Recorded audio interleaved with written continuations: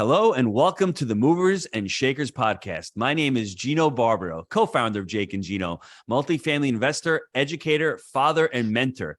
With me today is Brady Pratt. This is a special guest, everyone. 25-year-old multifamily investor and licensed realtor. Brady started selling real estate to build his network. Since 2019, he's been able to grow and scale a remarkable portfolio along with his partner, Dom, by purchasing mismanaged properties, aka mom and pops, without syndicating or using private money. And they haven't looked back since then. Welcome to the show, Brady. How you doing, brother? Good, man. Good, man. Thanks for having me. Talk to me. Give me your story. Why real estate? Yeah, so obviously I'm relatively young, so let's start with high school. Right after high school, I enlisted in the Marine Corps, did that thing. I had no idea what I wanted to do with my life.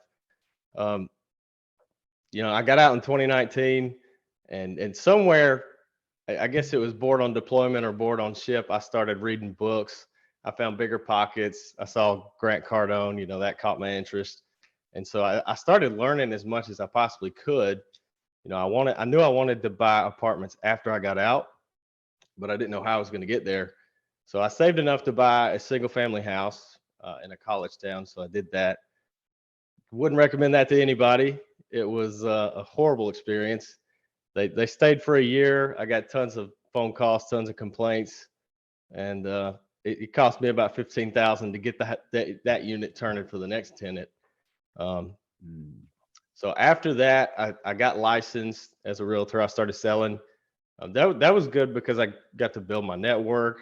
I got to meet with several lenders, attorneys, and then I got to see some really good deals. That gave me a constant funnel of, oh, you want to buy that? That's a great price. Take this off my hands, kind of thing. And I was more than happy to do that. So that put me in a good position. And then I ended up meeting my current business partner, Dom. So him and I are quite different, but we complement each other well. So he's in his 60s, French guy. He immigrated to the U.S. when he was younger. He's been working in banking for a long time. So he had a pretty high net worth. He had a lot of money, but he didn't have a lot of time because he was still working full time. So I was younger. I could go and find these deals. I could hire all the subcontractors, make it happen. He couldn't do that. I didn't have the money. I didn't have the credit. So it was kind of just a perfect thing between us. I brought just enough money, just enough skin in the game. And, he obviously banks looked at him. They liked him. So it's been a really great thing ever since we got started. And we haven't looked back since. And it's right funny now, when you say that, Brady. What you're saying to me is you got educated, you started, and all of a sudden you had the skill. Everyone's going to say, well, Brady's lucky. He found Dom. There's no such thing as luck, everybody. It's hard work. And when you get out there and you're able to add value to somebody, that person is going to be attracted to you. So you're giving as much value to Dom as Dom is giving to you. He may not have needed you as much as you needed him in the beginning, but now you're creating a nice little empire with the two of you. And, from that perspective, I want you to start out by really answering this question because you had some really golden nuggets for me before we started recording about advice for anybody starting out. You took a different path. You didn't go to college. You went to the Marines, got out, got your real estate license, bought a single family home. Wouldn't recommend that to anybody, although that gave you a lot of bumps and bruises. I mean, you're going to show me one soon. I'm going to want you to put your arm up on the screen for everyone to see. Don't do your own plumbing work. That's it. Real estate's a contact sport, everybody. For those of you out there, especially people who have the I'm a mentality, I'm going to do this, I'm going to do that. But Brady, let's really start out by sharing with the listeners. Give me some advice on anyone listening to this going, well, he's 25 years old, so I can't say I'm too young. He didn't start out with any money. Can't say that because he had very little money. He didn't have that much experience. You've probably objection blocked every objection there is out known to man and woman. How do I start in this business? So first and foremost, I'd say educate yourself, because you need to know exactly what you're looking for and what a good deal is, what market you're trying to be in, so that when that smoking deal does come across your desk, you're in a position to jump on it, and two, like for being Dom, if I didn't know what I was talking about, obviously he wouldn't have had the faith to partner with a 25-year-old, so you at least need to have that knowledge base of, I understand this asset class, these are our goals. This is where we're going, you know, and we established all that before we ever partnered on a deal. We knew we want to buy B and C class multifamily in this region. This is how this is going to work. These are the cap rates we're looking for. We had a certain DCR we were looking for. We had a certain cash on cash return we were looking for. And if I didn't know what those things were, that opportunity never would have been available to me. So I would say you have to start with education. I mean, that's by far the most important thing. And then, yeah, go ahead. Are you going to say No, something? I was just going to say, I'm thinking about that and you're discussing it. I want to ask this question right now because you're a high level before you even joined the community. You had, 100 doors plus before you joined. What were the pain points that you were experiencing before you joined Jake and Gino? Management for sure. Management has by far been my largest struggle. Got to give a shout out to Jennifer Outland. She basically sent me everything that Rand does, and I've been able to rip off and duplicate that for our business. And I mean, that has saved me more money, saved me more time and more headaches than anything. I didn't think that self-managing would even be a possibility for us until I talked to Jennifer and, some other members in the community. And I mean, that's paid off massively. So that's probably the biggest thing that I've gotten from Jake and Gino. And when you say the management portion, it's not like you want to create a management company, but what that does for you is it really elevates. You're a young person. You're already learning how to systematize a business. You're not stopping with multifamily. You've got so many years to go. Yeah. You may be start another business with another realtor, implement those systems in there. And you don't have to own thousands and thousands of units to be able to profit.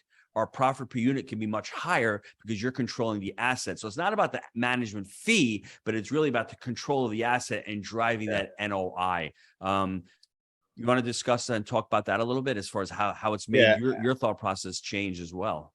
Yeah, I mean, as far as putting the numbers on paper, if you're just comparing what are my payroll costs versus what's the management fee if I hire a third party, yeah, you're not saving that much money. But if you can do it better than them, well, there's a massive difference. Look at all the extra equity that you're creating. Look at all the extra cash flow that you're getting, because it's a disservice if they don't care, and nobody's going to care as much as you do. So that's been the largest thing for me bringing things in house. I like having the control. I like if something's screwed up, I can go and fix it, or I can make a phone call. This is what we're doing, and this is how we're doing it. It's not about going from 10% to 8% or 10% to 6%, because that's not enough to change anybody's life. But being able to control the process and add value the way that you see fit, that's huge. And I got to push back on you a little bit. I think another thing that Jake and Gino community gave you, other than the networking and all that, was the I'm a mentality. Didn't we shatter the I'm a mentality a little bit? Weren't you plumbing and doing a lot of work that you shouldn't have been doing? And you got yourself hurt a little bit? And then you're 25 years old, bro. If you were 45, that would hurt a little bit more. I'm just saying you're a little bit younger. Your healing rate is a lot quicker than mine is. So talk about that a little bit. The I'm a mentality. I'm going to do this and I'm going to do that. How'd you get hurt? So this was about a year ago. I was trying to do some of my own plumbing work. It was just a faucet that was rusted on there from 50 years ago, and I was trying to crank it off and pop the tendon in my wrist. But I'd heavily recommend subbing out everything that you possibly can. And I mean, one of the things I saw in the community is, what do people focus their time on? And you have to sit down and understand, what is my time worth on an hourly basis? Am I going to do these $20 an hour tasks? Am I going to do something that I can hire somebody to come do for me for $15 an hour? No. Your time is worth more than that. You need to be educating yourself. You need to be networking. You need to be trying to find deals. You need to be doing those higher leverage tasks, because those might be paying you $5,000 an hour. I mean, literally. Mm-hmm. So why would you waste your time and, the mental capacity to do those things? Because you're kind of shooting yourself in the foot there. Mm-hmm. So the Small Giants book, that's another thing that I really got to really take you to task, because you talk about manage right, but really a lot of the stuff that we talk about in the community is mindset. And for you, when you started, you wanted 1,000 units, and I challenged you. And I said, why 1,000 units? And there's nothing wrong with that, everybody. It's sometimes when we're not really thinking about the future and not understanding why we want something, it's really important. And I recommended to the Jake and Gino community specifically, go back on the Jake and Gino channel. We interviewed Bo Burlingham, who wrote the Small Giants book. And if you're stuck and you're not really sure what you want, do you want to be the next Zuckerberg? Do you want to be the largest property management firm in the country? Do you want to have the most assets under management? Whatever that looks like, there's not a right or wrong answer, but understanding what you want is truly important. And if you could elaborate a little bit upon how that helped you out and how that cleared your thought process and your goals going forward. Yeah, yeah. I mean, the first time I talked to you, I'm like, I want 1,000 units, and I'm going to be a syndicator, and I want to be huge. And you asked me why I wanted those things, and I couldn't give you an answer, um, because I didn't have a clear why. So I had to take the time and figure out, why am I buying multifamily in the first place? And it was, it's financial freedom. It's creating that generational wealth. It's creating a great lifestyle for me, my family, kids, grandkids, that kind of thing. So why do I want to own 1,000 units? And I figured out that that wasn't my goal, and that's why I'm not doing that now. I'm not going to try to buy the next 100-unit property. I mean, yeah, we did just close on a 100-unit property, but it's because it fit in to what we're trying to build. I'm not just growing for the sake of being big anymore. I'm trying to be the best multifamily operator in our region.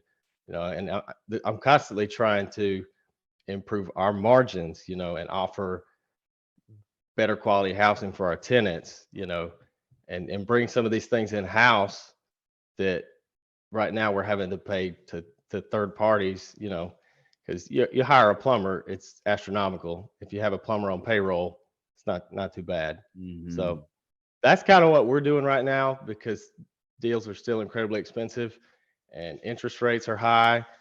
I think it's a tough time to be buying right now. I mean, you may disagree. I know I'm not going to say there's a bad time to buy, because there's not. But for where we're at in our business, we're trying to shore things up. Let's get all the units that we're rehabbing done. Let's bring some of these things in house that we're having to pay astronomically for, and let's try to establish a system for deal flow. Those kind of things. So Miss Jen, I got to give her another shout out. Didn't Miss Jen give you a lot of clarity on that? Now is not the right or wrong time to buy, but it may be the wrong time for Brady to buy right now, because he's got a lot of meat on the bone. He's rehabbing these units. The quicker you can rehab them, the quicker you can push up your NOI, the quicker you can go out and either reposition and sell the asset, or in your case, you're probably going to refinance the asset. So sometimes wherever we put our focus on it may be a singular focus, and there is no right or wrong time in the market to buy. You just have to know the type of asset you need to be buying in that part of the market cycle. There's the 3 pillars of real estate. Once again, it's the market cycle, the debt, and the exit strategy that you need to really pull together and to be clear on that. But, what did Miss Jen say to you as far as, hey, maybe you should be working on this part of your business? Yeah, I mean, it's just that you can't be a perfectionist, and like, as far as real estate goes in general, nothing is going to be perfect, and you're never going to get the perfect property in the perfect location at the perfect price with the perfect financing. If you try to do business that way, you're never going to grow. So you just have to start at some. It doesn't matter. I'm not going to say it doesn't matter where you jump in the market cycle, because it definitely does, but there's not a bad time to start, because you need to start learning. You need to start building the relationships. You need to start building the systems. If you never start, you're never going to grow. Mm-hmm. So Tony Robbins says that. He says, if you think I should do this and I should do that, you're gonna shit all over yourself, basically, and that's what it comes down to. And that's really that's really important. Now let's talk about the 100-unit deal you just closed on, because I mean it's a sizable deal, and that's not where you started. I always tell students, think big, start small, because if you're thinking about I need to buy a 100-unit property, but you really don't think you can do it, your behaviors are belief driven. So if you believe you can't do that in your subconscious, you'll never hit that 100-unit. Start small. And you had started small. You had done smaller properties. How did you find this 100-unit property, and why was it so attractive for you to buy it? Okay, so Dom and I established what our goals were, and we wrote like a 6-month, a 1 year, 3 year, 5 year. We hit our 5 year within 12 months. I had no anticipation of that happening. I mean, it's crazy. But the reason that we bought that deal is because we were so easy to work with a previous property that we bought from the same seller. We ended up buying every single property that he owns, and it was because we weren't difficult to work with. We did what we said we were going to do, and so one day he called us up and was like, "Hey, I'm going to sell you these two properties at this price. Do you want them or no?" And it was an easy decision because it was a great deal. I mean, it was 97 units for 2.85, which is absurd. Wow. And how did, well, I mean, obviously the financing probably was easy because you could probably got regular bank financing on this deal. Did you get community bank financing on this deal? Yeah, everything that we've ever bought has been community bank or credit union. It's always we started with community banks just because that's what was close to us. Um, Finally, we found a credit union who is smoking community banks as far as the rates go. I mean, they're Yeah. about a point and a half better. Mhm. So, and that's why I sent that list of credit unions out to everybody in the community that asked for it. If you didn't get it, shoot me an email. I'll be happy to get that to you. I mean, I would heavily recommend contacting a credit union that works within your state or in your region and see if they're heavy on commercial real estate. Because it saved us a lot of money. And a lot of them have 30 amortizations on there as well. Some of them do interest only. And that's what's the beautiful thing to me is about capitalism. In 2015, Yeah. where we were buying deals, community banks were awesome. Then Freddie, SBA comes in, takes out communities. And now communities had to come back in 2019 and 20. They got a lot stronger. Then credit unions start popping up. Then there's a little bit of CMBS going on. So that's why it's important to be part of the community to understand what's going on in the marketplace. And a lot of our students have transitioned over to credit unions, so that is phenomenal. What's the plan Yeah. with the property? What's the rent rolls look like? What is your plan with this property? So the rents are definitely under market. Our average rent is $470 right now. So I'm trying to get the average rent up over 600. We've got just a couple of vacants. I think I'm rehabbing 12 vacants right now, and it cost me around $11,000 to $12,000 to turn a vacant unit. I mean, for what condition they're in, that's pretty rough. Um, Basically, we're going to get those rehabbed, slowly increase those rents over the next 18 to 24 months. Try not to force a bunch of turnover at once, just because I don't want to deal with that headache. And then depending on where rates are, we'll try to refi. Because right now we've got our rate locked in at 4 flat for 10 years. So yeah, I was ecstatic with that one. Couple of things on here, Brady. I really need to mention this to everybody because I really need to bring this deal into focus for everybody. You bought this asset for around 30,000 a unit. You're probably going to put in another 10,000 a unit. You're going to be at 40,000 per unit on average. Rents are going to be around $600. So that's way more than 1% rule. So for everybody out there, you don't need to do massive underwriting. You have to say 40 a door, 600 rents. That's what it really comes down to. And when you're looking at this deal, if rates are still high, you can do a supplemental loan. You can keep your loan on there. And if you want to refi some capital out, you do a supplemental, an additional loan on top of what you have and pull out capital. We're in the process of doing that right now. And then when rates get lower, you can bundle both of them up and then take them off the agency, Fannie and Freddie, when you get them off their balance sheet. And I like the idea of not creating a ton of vacancy. So he has a 3-step framework. He's filling all the vacants right now. Then he's probably going to start implementing RUBS and making sure that all the utilities are passed off and any other fees. And then the third one is raise remaining rent. So that whole process, he's working with that as well. I would not be looking at putting any other deals on the contract right now. You've got an amazing deal where Brady, if this thing is worth 60 a door, which I think you're probably going to have a $6 million asset that you're into it for 3.5 or 4. You're creating $2 million at least of equity, but more importantly, you're creating a cash monster. This thing will probably be generating between $150 and $200 a month in cash flow. And you multiply that by 97, you're talking about a serious ton of money. So Ms. Jen is right. Focus on this asset, get this thing up and running. Obviously, continue to deal flow, continue to underwrite deals, but a lot of your focus is going on this asset. Would you agree with that? Absolutely. And I mean, it's cash flowing pretty strong, even with the vacants and with the under market rents. So it's kind of all upside from here. We've never had to really underwrite. I'm not gonna say we've never had to underwrite, but we've never had to be really strict with underwriting. It's like, this is a no-brainer deal. That's what the seller wants. Let's do it. We move forward. And I've seen a lot of people screw that up, especially on the realtor side. Brady, do you know early why though? on. I'm going to tell you the reason why, because you understand the asset, you understand your market, you understand Right. where rents are, you understand where income is, you understand where the expenses are. So when you look at the deal, you're creating a pro forma in your mind with the experience that you have. Now, I wouldn't recommend this to everyone just starting out. You need to get into the underwriting calculators, look at the underwriting, see what happens when you change income and expenses, when you change the sales price, when you change debt going from 4% to 6%, how that affects, your valuations and how that affects returns. But once you've been doing this for a year or two, and more importantly, Brady, you have a buy right criteria. You're looking for B and C assets in a certain market with a certain median income, with a certain unit mix, with a certain ability to add value add. So you already know what you're looking for. And then once you find that, you already understand where the value can get to. It's just a function Right. of what price you're willing to pay on the front end. And that's a testament to getting yourself prepared on top of the education. So, I mean, anything else you want to add to that? Yeah, I'll give you a quick story about the whole being greedy piece. Yes. Because some people just underwrite the crap out of every single deal until you get analysis paralysis, and there's no way you're ever going to buy this smoking deal. So I was, I kind of felt like we were already tapped out at this point. I didn't know what tapped out was. At this point, I feel like we're not buying. I keep saying we're not buying, we're not buying, we're not buying, and we keep buying. So that's just part of it. But this one came across my desk. It was a 12 unit downtown in a really good location. And the seller was asking 265 for it, which 12 units for 265,000 in a good location. I mean, it's kind of hard to screw that one up.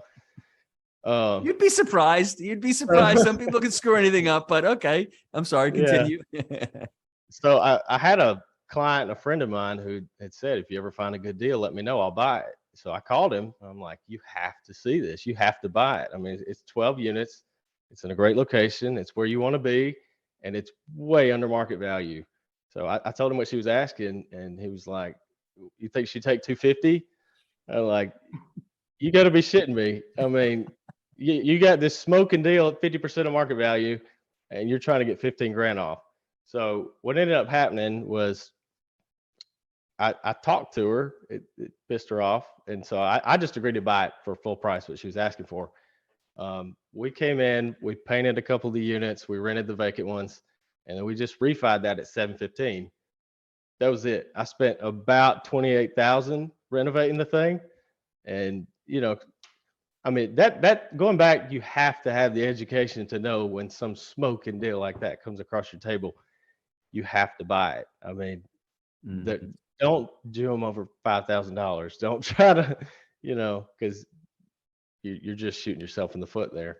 For me, it's price versus value. I think, Brady, you laid it out, and I'm going to explain it to everybody. As an entrepreneur or as an investor, we always focus on the price of the asset. So if that person paid 265 or even 300 above, what's the value of where can it go? If you think it can go to 500, you just made $200,000. We're worried more about the loss of that $30,000 that we had to overpay than we are about the gain of the $300,000. That's basic human psychology. That's called an ego. Leave the Right. ego at the door. Don't worry about the ego. And you know why I know this so well? I've done it countless times. I am a Yeah. man of wisdom. Someone who's Yeah. smart learns from other people's mistakes, right? Well, someone who's smart learns from their own mistakes. So I'm a smart dude. The wise person is the one listening to the show right now, where they should be learning from what Brady and I are talking about. Leave your ego at the door. Do what's best for you. And it depends on the market cycle. 10 years ago, yeah, you can negotiate 265 to 250. You can do that. But Mhm. now in this part of the market cycle, when you get a smoking deal and you see the price is right, maybe you don't want to seem so gung ho for this and tip your hand by saying, oh, 265, that may be a little bit of a stretch, but let me go take a look at it. Okay, let's agree upon it. I mean, that's maybe the tact you take, but you can't negotiate something like that in this part of the market cycle. And the education will tell you that. Now, as deals start trading down, and the assets are starting to get a little expensive, maybe there's a little wiggle room, but don't hesitate on those amazing deals. Do you want to add anything to that? Yeah, I mean, just you have to be ready for that, because as long as you're getting out there and you're calling the realtors, you're calling the brokers, you're, or you're working some seller lists, you're cold calling, whatever you're doing, as long as you have deal flow and you have leads coming in, you're gonna see a smoking deal eventually. Mm-hmm. So when you do find that, you have to be able to pull the trigger. Don't get analysis paralysis. I mean, underwrite it, make sure the numbers work, make sure you're comfortable with it. But if you are, pull the trigger, don't, because you have to start somewhere. You're gonna screw up, you're gonna make expensive mistakes, and there's no way around that. But that's kind of the nature of this business or any business. You just dive in head first. You, I mean, you make educated decisions, but you screw it up, you learn, and you move on. Just constantly be trying to get better, learn from your mistakes, learn from other people's mistakes. But if you're too scared to start, then you're never going to end up anywhere. And I'm going to add to that as well. If you're too scared to start, you probably should be scared, because I was scared when I started. What did I do? Yeah. I sought out a great partner. I had Jake as a partner. And right now I created the Jake and Gino community. So there's so many people starting out that don't know where to start, don't know how to take that action, but there's an accountability component to it. And that's really, really important. I wanted to mention something about that deal for everybody out there who thinks they need to get a life-changing deal by getting 100 units. The deal that Brady just discussed to me 10 years ago would have been life-changing. It took me a lot of time to make that much money in my restaurant business. And Brady did that with a 12-unit deal, a $265,000 asset. He more than doubled the value and put that money into his pocket. And more importantly, the cost segregation benefits that he has from it, the cash flow, the appreciation, and the equity that he pulled out, all from 12 units. So I don't want anybody out there saying, oh, I got to go big. No, you've got to get the right deal that makes sense for you. And you have to understand how that can change your life. One 12-unit deal can put you on that path to financial freedom. I mean, it's amazing what that asset's done for you. And that one, I mean, it was very little work. We were done in 60 days. They rented all within 2 weeks. And within 6 months, we had refied it, and we bought a 22 unit with no money out of pocket. So that's how you do it right there, friends. Don't get much better than that, Yes. And that's how do I find the money for real estate? Well, find the great deal, reposition it, pull the money out.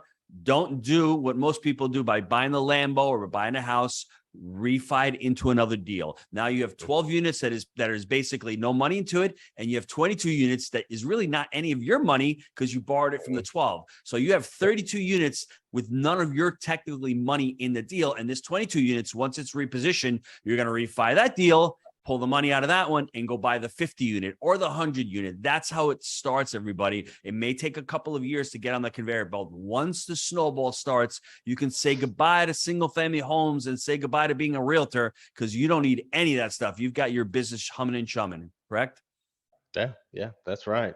Whew. Which at this point, I know I was trying to get out of selling full time, and I did, but one of the things we're looking at doing now is opening a brokerage, because that's going to be another source of deals, You've got the honey stream. Have you read the Honeybee book, huh? With the multiple. I love revenue. That. Absolutely love that. Mm-hmm. And I've already got the staff running a property management company. Why don't we just hang that under the same license and do that for other people? Mm-hmm. And that may result in more deals. And let me ask you, let me put this out for everybody. Brady didn't come on here and said, you got to start with 100-unit deals. What I love about the story is he started out small. And in a couple of years, that's all it takes, everybody. All of a sudden, you start scaling up and learning the systems and learning how to do it. You've got the investment property. Now, all of a sudden, he's got a property management company that's throwing off revenue as well. So he's got 2 streams of revenue going on. All of a sudden, he may say to himself, I'm going to open up a brokerage. The brokerage is another stream of revenue. And I know Brady, in the back of his mind, he's saying, I got to get this CapEx crew going. I got to start doing my own flooring, my own construction. Yeah. That's another one. See, I can read minds. I'm really good at this, aren't I? So he's already got that going. And give him a couple of years, he's going to say, I need to open up a title company as well. And maybe bring some accounting person in here as well. Correct? It's like multifamily that's the main thing. That's the big river. I mean, that's the one that's going to create all the wealth, and change our lives the most. Everything else is just, this is something we got to pay for. We've already got the systems. It wouldn't be that much of a headache to plug this in. Let's make it happen. Let's cut our cost here and maybe kick a little extra revenue off of that as well. So you have that main river. So your mindset is so amazing because you have that main tributary. And what you're doing is that's the main tributary. I'm always going to focus on this, but I have these other little tributaries on the side that can feed into this main one, make this main one even bigger. But these little ones one day may get to be pretty big as well. And I may be able to one day sell off my construction company, or I may be able to sell off the property management company, or I may be able to sell off another one. But in the same time, I'm creating value. I'm adding another business. I'm adding another stream. And it's always feeding the main and the most important one, which is the legacy one, which is the one that's giving me the tax benefits, which is giving me the cash flow and the growth. I love that. Yeah, absolutely. And as far as for us, for our business, for the timing aspect, that's the best thing we could be doing right now.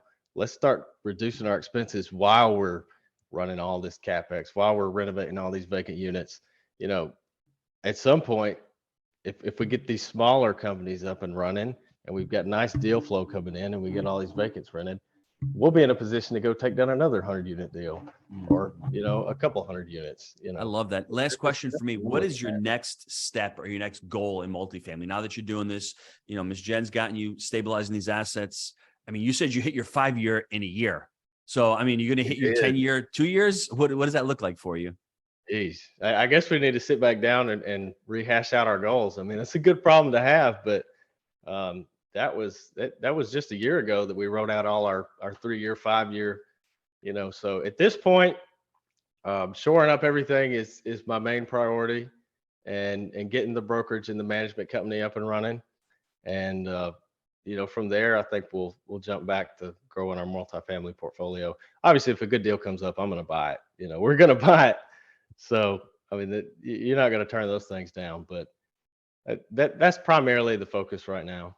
And it's funny you say that, because you're a deal junkie, like most of the people in Jake and Gino community. If there's a deal, you'll figure out a way to make it happen. But the growth and the systems are already there for you to say, okay, if this deal comes, I can't say no to it. You've already got people and deal flow coming to you, but you know what your singular focus is. A couple of big takeaways, everybody, for me, is if Brady never started, he wouldn't be talking about 100 units plus. He started in a hot market.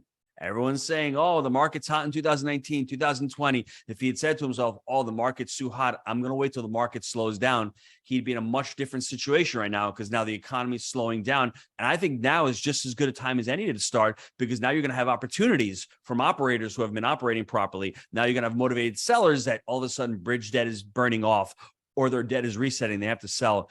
So everybody out there has to figure out what their goal is and why they're getting into this vehicle, and just decide to start. That's the important thing. Brady, where can the listeners get a hold of you?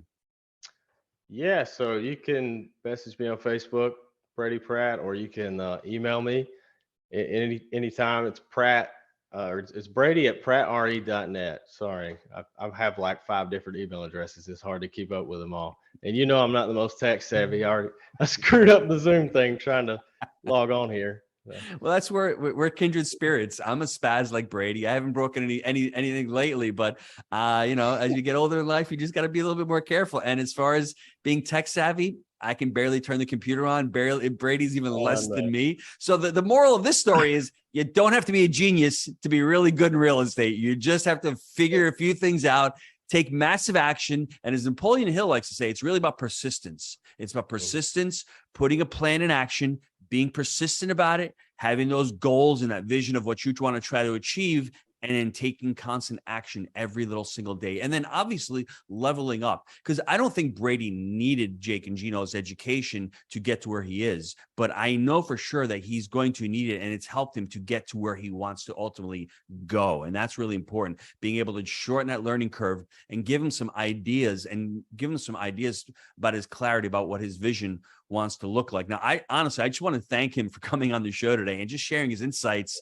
And for anybody out there that they're too young, they don't have enough money, they're not really sure, after this podcast, I really hope that he's inspired you to look within yourself and say, if Brady can do it with a broken arm, not being able to get on Zoom, then I can do it. That's right. That's right. Anything else to add before we sign off? No, I think that's it, man. I really appreciate you having me. My pleasure. If you guys, anyone listening on the show wants to be the next Movers and Shakers guest, just email us at michelle@jakeandgino.com. If you like the show, just leave us a review at Jake and Gino. And I just want to thank Brady once again. Made my day today. Everyone out there, let's go out and let's make it happen. Thanks, Brady.